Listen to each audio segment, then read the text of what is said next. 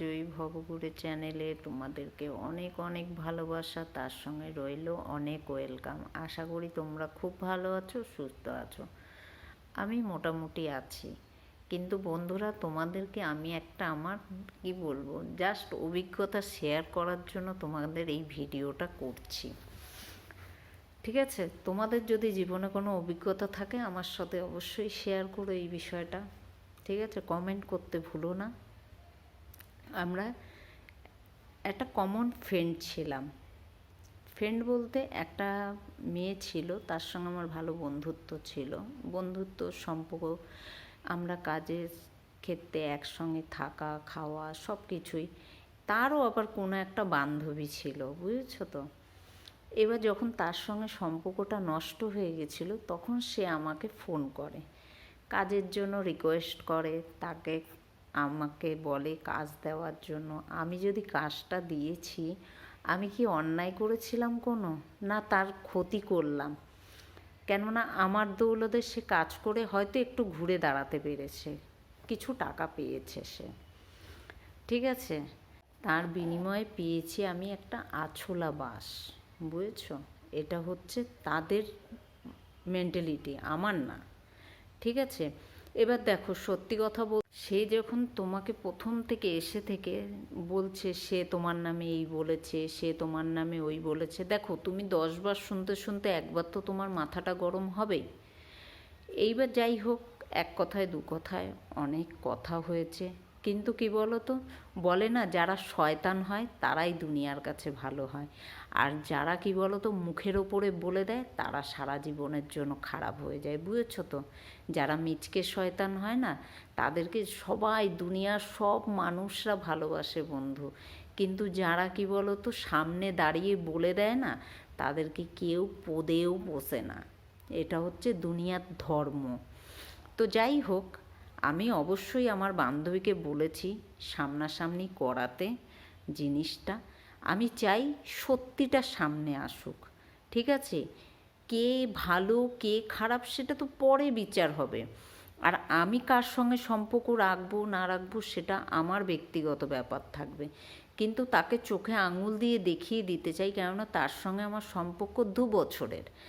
আর যার সঙ্গে আমাদের ঝগড়াটা যে বাদিয়েছে মাঝখানে একজন, তার সঙ্গে সম্পর্ক হচ্ছে ওর হার্লি হবে 5-6 মাস। তো আমি তাকে একটাই কথা বলবো, যে যে পুরনো জিনিসের কদর না দিতে জানে, যে নতুন জিনিসের কদর দেয়, তাহলে বোঝা হয়ে গেছে আমার তার কাছে ভ্যালুটা কতটা। তো আমি এটা নিয়ে তর্ক বিতর্ক কোনো কিছুতেই যাব না, কিন্তু আমি চাইবো তারা যখন শুরু করেছে, আর শেষটা আমি করব, শেষটা আমি করব। প্রত্যেকটাকে টেনে টেনে এনে আমি দাঁড় করিয়ে, কার মান সম্মান যাবে কার কী যাবে সেটা আমি দেখতে যাব না। কেননা যখন এখানে আমাকে নিয়ে উঠেছে, তখন আমি প্রতিবাদ করবই। কেননা মুখোশগুলো টেনে আমি খুলতে চাই। আমাদের মতন মানুষরা কি বলো তো, নরম মাটির মানুষ তো, সবাই ঠেসে দিয়ে চলে যায়, যাতে তারাও মনে করতে পারে যে নরম মাটিকে ঠাসা যাবে না আর। কেননা সবসময় চুপ থাকি বলে না বন্ধুরা, মানুষ ভেবে নিয়েছে আমি বহুত দুর্বল, কিন্তু এটা ভাবিনি যে চুপচাপ থাকলেই কিন্তু দুর্বল হয় না। আমার ক্ষমতা আছে সামনে গিয়ে লড়ার, তো আমি সামনেই প্রমাণ করতে চাই। আর যদি এটার বিচার না হয়, আমি তোমাদেরকে ভিডিও বানাবো, ছবি দিয়ে দেখাবো তার মুখোশটা। হ্যাঁ, তোমরা বিচার করো, তোমাদের হাতে বিচারটা দেব।